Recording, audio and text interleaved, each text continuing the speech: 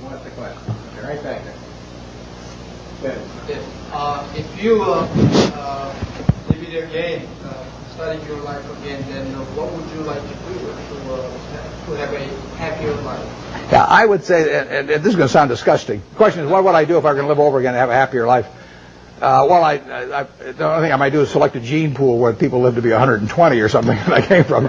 But I've been extraordinarily lucky. I mean, I use this example. I'll take a minute or two because I think it's worth thinking about a little bit. Let's just assume that it was 24 hours before you were born, and a genie came to you, and he said, Herb, you look very promising, and I've got a big problem. I've got to design the world in which you're going to live. And he said, I've decided, the hell with it, it's too tough. You design it. So you've got 24 hours. You figure out what the social rules should be, the economic rules, the governmental rules, and you're going to live under those, and your kids are going to live under them, and their kids are going to live under.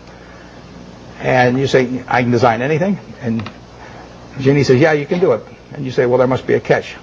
He says, well, there is a catch. You don't know whether you're going to be born black or white, rich or poor, male or female, infirm or able-bodied, bright or retarded. All you know is you're going to take one ball out of a barrel that's got 5.8 billion. You're going to participate in what I call the ovarian lottery. You're going to get one ball out of there. And that is the most important thing that's ever going to happen to you in your life, because that is going to control whether you're born here or in Afghanistan, or whether you're born with an IQ of 130 or an IQ of 70. It's going to determine a whole lot.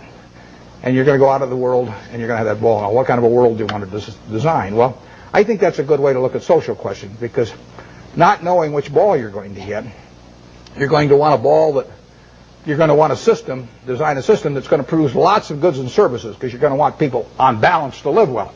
And you're going to want it that produces more and more, so your kids live better than you do, and your grandchildren live better than the kids. But you're also going to want a system that, if it does produce lots of goods and services, does not leave behind a person that accidentally got the wrong ball and is not well wired for this particular system. See, I'm ideally wired for the system I fell into here. I mean, I came out and I got something that enables me to allocate capital. You know, nothing so wonderful about that. If all of us were stranded on a desert island, you know, we all landed there and we're never going to get off of it, the most valuable person would be the one that could raise the most rice, you know, over time. And you know, I could say, well, I can allocate capital. How about paying meal?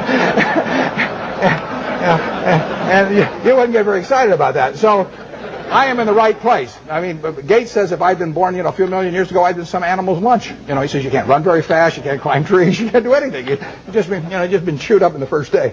So he says you're lucky you were born today, and I am. But the question, getting back, one question you can ask yourself, incidentally, is here is this barrel with 5.8 billion balls. Everybody in the world.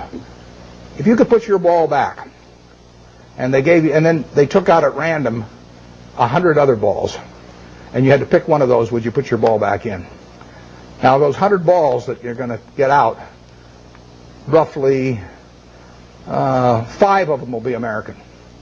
So there's 95 versus 5. So you're only going to have 5 balls. If you want to be in this country, you're only going to have 5 balls now left. You know, half of them are going to be women, half of them are going to be men. I'll let you all decide how you vote on that one. Half of them are going to be below average intelligence, half are going to be above. I mean, do you want to put your ball back? Most of you, I think, will not want to put that ball back to get 100. So what you're saying is, I'm in the luckiest 1% of the world right now, sitting in this room, top 1% of the world.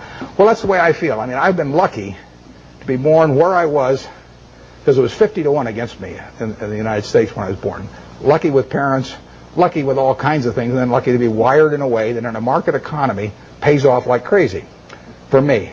Doesn't pay off for somebody that's absolutely as good a citizen as I am, you know, leading Boy Scout troops, teaching Sunday school, whatever, raising fine families, but it just doesn't happen to be wired in the same way I am. So I've been extremely lucky, so I would like to be lucky again.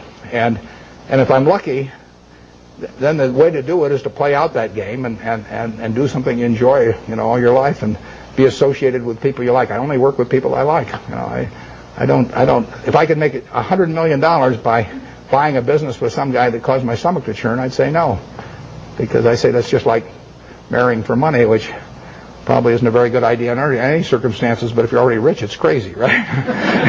So, I am not going to marry for money.